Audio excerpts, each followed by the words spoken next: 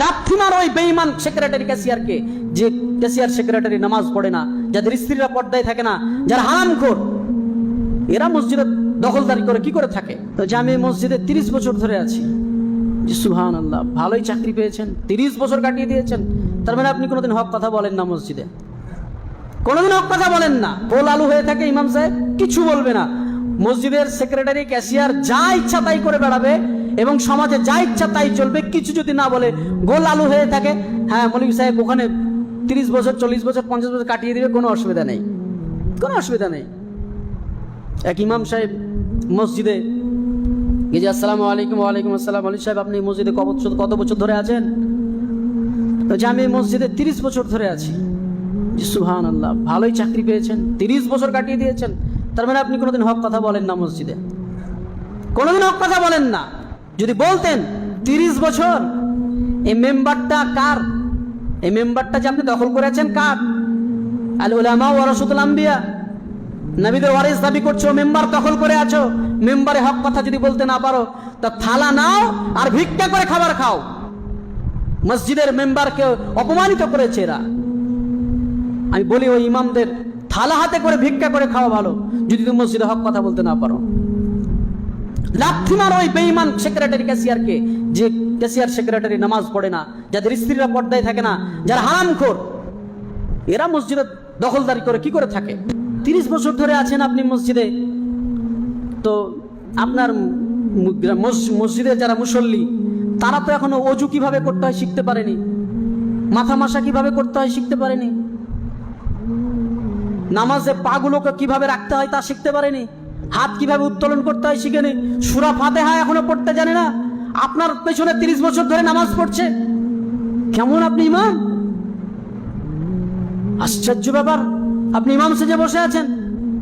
আপনার সমাজের মানুষ এখনো জানে না ইমান ভঙ্গের কারণ কি, ইমানের রুকুন কি, ইসলামের রুকুন কি, বিবাহ কিভাবে দিতে হয়, বিবাহ কিভাবে করতে হয়, ইসলামের বেসিক বিষয়গুলো এখনো তারা শুনে না। আমাদের মৌলভী সাহেব তো সারা জীবন পার করে দিলে, নামাজ পড়ো করে শেষ করে দিলে।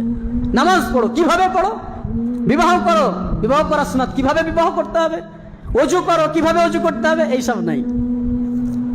আল্লাহ আমাদেরকে ইমাম নির্বাচন করার তৌফিক দান করেন। ইমাম যদি সঠিক নির্বাচন না হয়, যদি গাধা একজন বসে থাকে মসজিদে, না আছে তার কোরআন শুদ্ধ পড়া, না আছে হাদিসের সম্পর্কে কোনো জ্ঞান, না আছে আকীদার বিষয়ে কোনো জ্ঞান, ইমাম সেজে বসে আছে।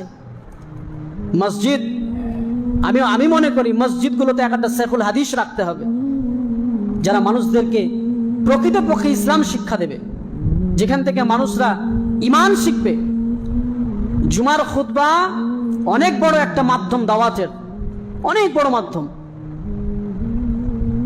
যদি এই মাধ্যমটা যদি বাতিল হয়ে যায়, মুসলিম সমাজ ধ্বংস হয়ে যায়। আজকে মুসলিম সমাজের ধ্বংসের মূল কারণ হচ্ছে এই মেম্বার থেকে হক কথা বন্ধ হয়ে গেছে। ইমাম সাহেবরা মসজিদ মেম্বার থেকে হক কথা বলে না, মানুষের কাছে সঠিক দাওয়াত পৌঁছায় না। এর জন্য অযোগ্য ইমাম রেখেছে। সমাজের মানুষ মনে করে শুধু বিবাহ পড়া, জানাজা পড়া, এই দুটো ঠিক থাকলেই হলো। জানাজা যেন পড়াতে পারে, নামাজটা কোনো রকম পড়াতে পারে, তাহলেই ঠিক আছে, আর কিছু লাগবে না। এর জন্য অযোগ্য ইমাম রেখেছে।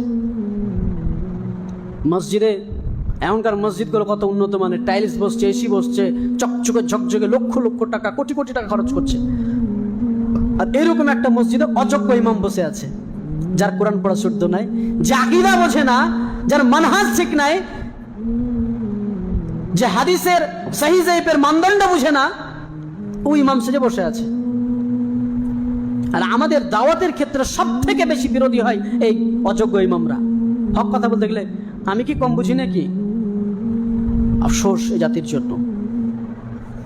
আমি মনে করি মসজিদগুলো এসির লাগার চাইতে, টাইলস বসার চাইতে, মসজিদগুলোকে চাকচিক্য করার চাইতে, মসজিদ যদি ভাঙা হয়, মাটির হয়, আর সেই মসজিদে যদি একজন যোগ্য ইমাম থাকে, তাহলে সেই সমাজ আলোকিত হবে। অর্ধ পৃথিবী শাসন করেছে ধুলার তক্তে বসে, খেজুর পাতার চাটাই কানি বারে বারে গেছে খসে। নবীদের জামানাতে মসজিদগুলো ছিল মাটির, মানুষগুলো ছিল সোনার। আর আমাদের দেশের মসজিদগুলো হয়েছে চাকচিক্য, কিন্তু মানুষগুলো হচ্ছে শয়তান মার্কা, ইবলিশ মার্কা।